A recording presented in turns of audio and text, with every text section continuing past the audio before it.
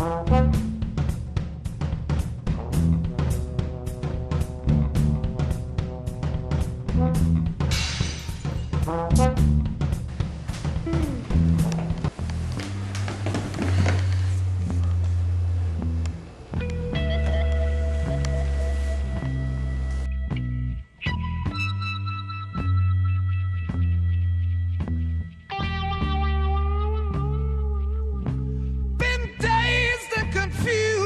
so long it's not true.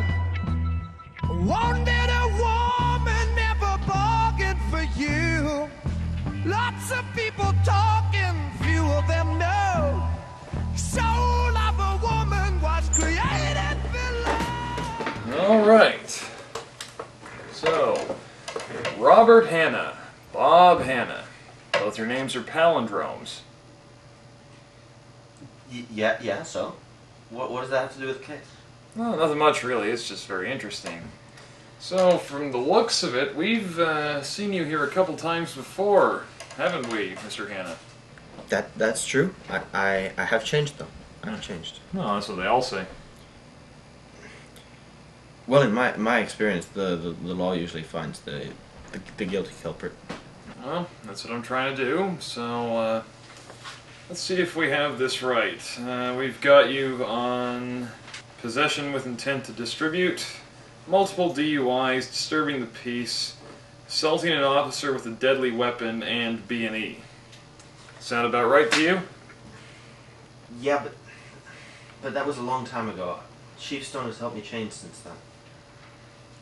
Alright. Where were you on the day of September 6th? I was invited to the Chief Stone's to his house for his wife's birthday party. Alright, well, we know you're not trying to get out of that one. Tell me everything that happened while you were there. I was invited to the party as I had become friends with Chief Stone while I was reworking my life recently. And I had arrived at the party pretty early. I think I was the first guest there. And he asked me to help him set up, pour some drinks, that kind of thing. And naturally I'd obliged. You are aware that our forensics unit found Mr. Stone was killed by ingested poison.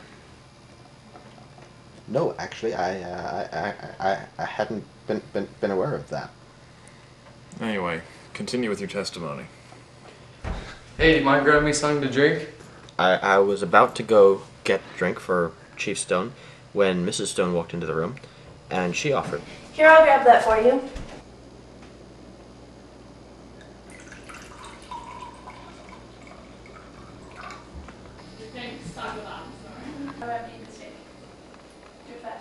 Okay, so when exactly did the murder take place?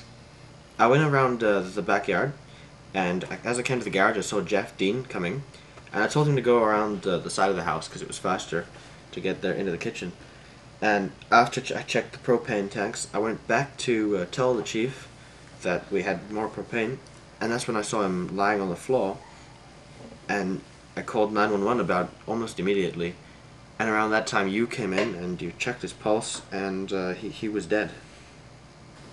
That's it? You were positively the first one to see the corpse? There was no one else in the room when I got there. But I might not have been the first one to see the corpse. Although I'm pretty sure I was. Alright. Well, that's all the questions we have for you today, Mr. Hanna.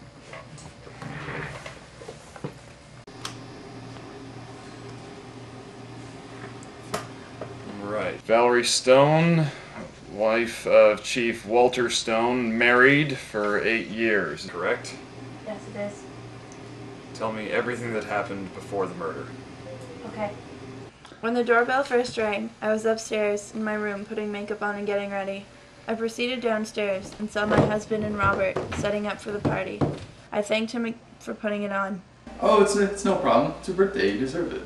Happy birthday. Thank you. Now, while we're setting this up, why don't you go outside and check on the meat? Sure. Where the barbecue was, and found the meat to be cooking fine. Jeff Dean, having just arrived, approached me as if to talk. He was very rude, and then he stormed off. It was only when I decided to come back inside and tell him about the meat, that I discovered my husband dead, with you and Robert standing over him. And that's all that happened. Very well, Mrs. Stone. You can leave.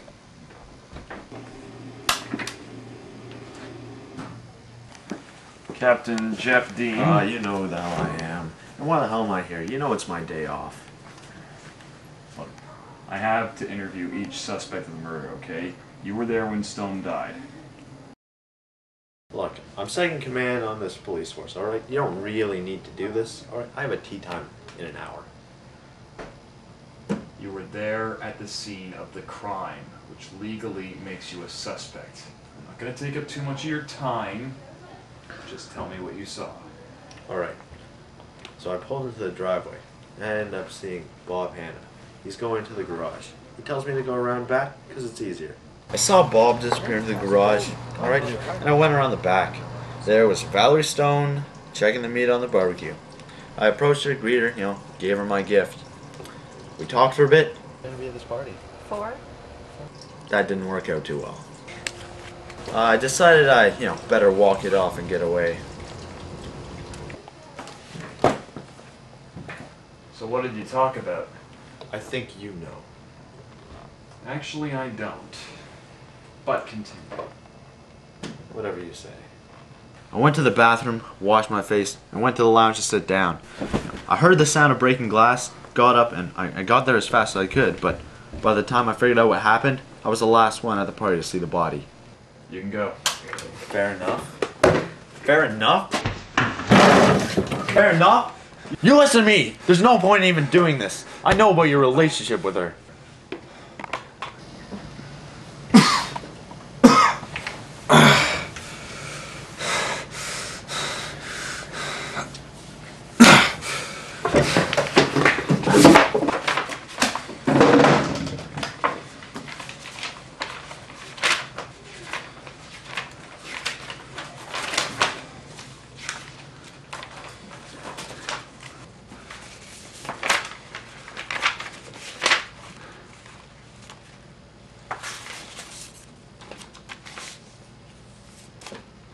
Got it.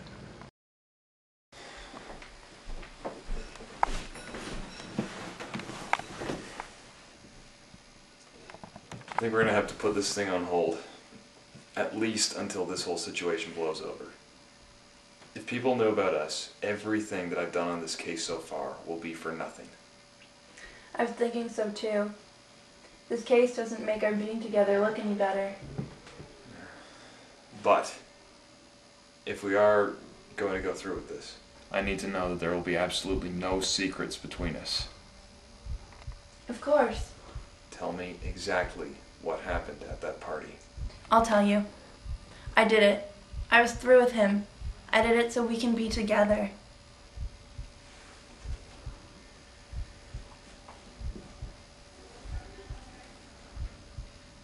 I know.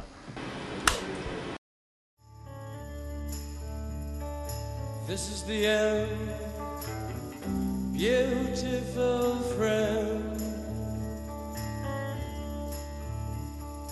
This is the end.